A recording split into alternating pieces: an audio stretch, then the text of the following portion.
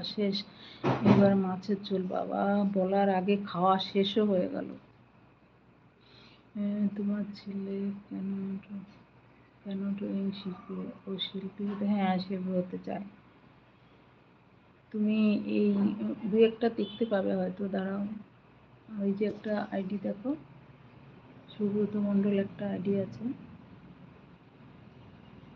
বুঝতে পেরেছো? ওই আইডিটায় ঢোকো, একটা দুটো দেখতে পাবে। এই দেখো, দেখছো? এই যে সুব্রত মণ্ডল, এই আইডিটায় ঢোকো, আমার ছেলের ড্রয়িং দু চারটে ওটা দেখতে পাবে। ও সারাদিন 3-4টে ড্রয়িং না করলে থাকতে পারে না।